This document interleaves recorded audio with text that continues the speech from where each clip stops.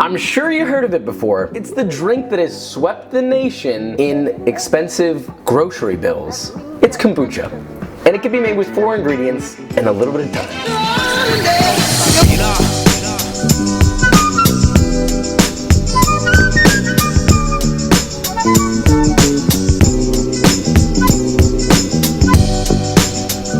Now let's briefly touch on what kombucha exactly is. It's literally just tea that has been fermented. And the way that it's fermented is you use this little discus-shaped thing. It looks weird, it looks kind of gross, to be honest with you. I'm just being honest. Most people it looks gross, okay? But I promise it's not gross. Just because something looks gross doesn't mean it is gross. Like chili, for example. Chili looks f***ing gross, but for the most part, it can be pretty good. This little mass is called a SCOBY. Now what that stands for is a symbiotic culture of bacteria and yeast. Point is, you literally just make a sweetened tea and drop this bad boy in there. Now there's a little bit of a process, but it's extremely easy. And if you've ever wanted to get into fermentation, in my opinion, this is a great place to start because it is so easy and requires very little time. And if you don't know how to get a SCOBY or where to get one, I have a link for it in the description below to an Amazon link that you can actually buy one and have one delivered to your house. Or you may have a friend that has one. If you have a friend that makes kombucha, ask them for a SCOBY. Go run over there and steal it. But maybe don't do that. I don't want to get comments about people getting the police called on them, okay? Alright, so first we're going to make our tea base. This is going to make enough for a gallon-sized jar. If you don't have one, I'll have a link below, or you can get one from like Bed Bath & Beyond or World Market. Pretty easy to find. So you're going to start with 3 quarts or 2,700 milliliters of water. Heat that up in a pot until it's steamy and hot. Do not boil this. To that, add 1 cup or 228 grams of granulated sugar, stir and dissolve. Once you've done that, make sure to turn off the heat and drop in 8 black tea bags. You can also use green tea if you would like to, but I prefer black tea.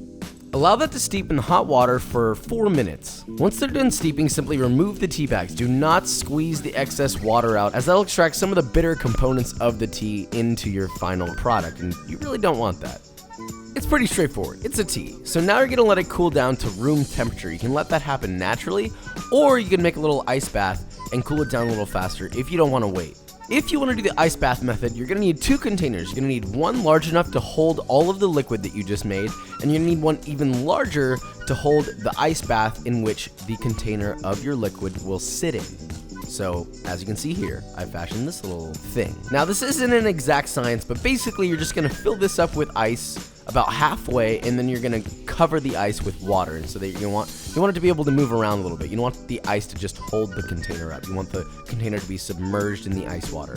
Now just situate your other container on top of the ice bath. This looks a little awkward, but it'll situate itself when the ice melts. So pour your hot liquid in, and please make sure this container is heat safe.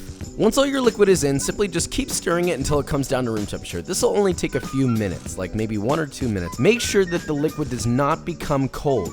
Remember, it needs to be room temperature, so as soon as it feels roughly room temperature, immediately pull it from the ice bath. If it's ice cold, it will not ferment properly, so be cautious when using this method. Otherwise, just let it cool down naturally to room temperature with no ice bath. And so it is time. Now you're ready to make your kombucha. That is all you need to do. You literally just made a tea and cooled it down. Now you're gonna take your tea and pour it into a gallon-sized mason. Oh! Let's just get a moment of silence for every time that I spill something. So now you're gonna take your tea and you're gonna pour it into a gallon-sized jar. I got this one on Amazon. Like I said, the link will be below. And remember to make sure that the tea is at room temperature. Once you've cleaned up your mess, you're gonna add 2 cups of something called your starter for your kombucha. Now, basically what that is it's just leftover kombucha from your last ferment. So always save 2 cups of it whenever you're making a new batch. That way you can add it to the new batch. The reason why we do this is it creates an acidic environment to help sort of push the ferment forward. I know what you're thinking, Josh, what the heck? I just started kombucha for the first time. How am I going to have leftover? Well, there should be some starter that comes along with the SCOBY that you buy if you buy one on Amazon, or if you get it from a friend, you can get the starter from them. And then just basically use whatever you get from those sources. Now, if for some reason you don't have any at all, you can substitute 2 tablespoons of vinegar. Once you've done that, gently lay your SCOBY in there so that it lays flat on the surface. Cover it with a cloth that'll allow it to breathe but won't allow anything inside of it. And just situate that with a rubber band or a hair tie, whatever you got. And that's pretty much it. Just leave that in a dark part of your house at room temperature for about 12 to 15 days.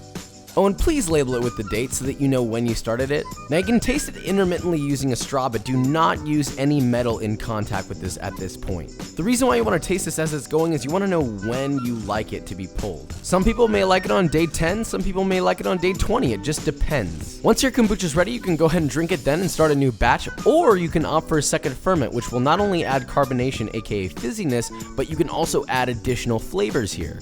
Whichever you choose to do, and remember to make sure to remove your SCOBY. There will probably be another SCOBY that develops on top of that. They kind of multiply over and over. I have like 4 here. You know, you could just throw them, you could just throw the old ones away and then keep the new ones, and they'll just keep developing and rotating out, or you can give them away to friends. And before moving forward, do not forget to reserve that 2 cups of starter that we talked about. I just like to pour it over my SCOBY while it's sitting in the other container while I handle the kombucha on the side. Now, should you choose to do the second ferment, you're gonna need 2 flip-top bottles.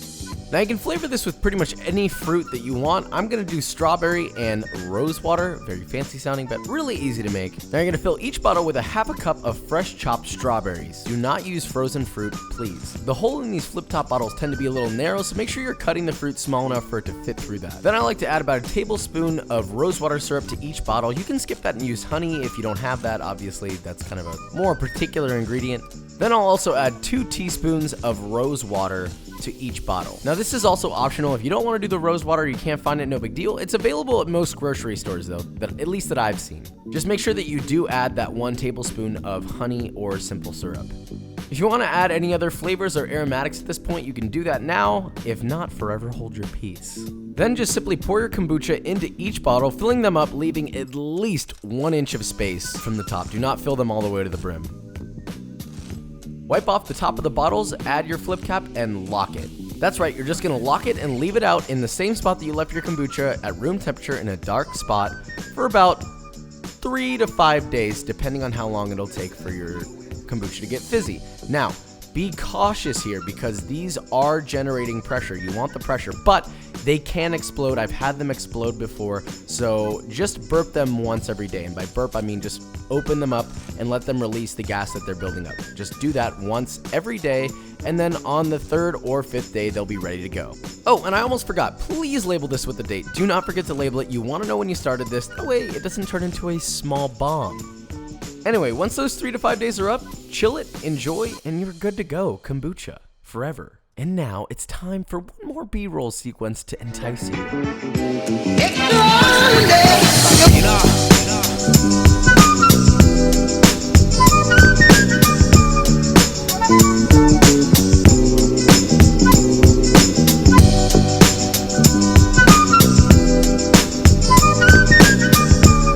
You see? I told you it would be easy. If you can make sweet tea and you can measure things, you're gonna be just fine. Oh, and also you should have the ability to be able to pour and not spill it everywhere like I did. I get it, kombucha's a little bit trendy, whatever, it's delicious, okay? Just take the time, you won't regret it, and neither will your bank account. You're welcome. If you enjoyed this video, leave a like, subscribe, and I will see you next week.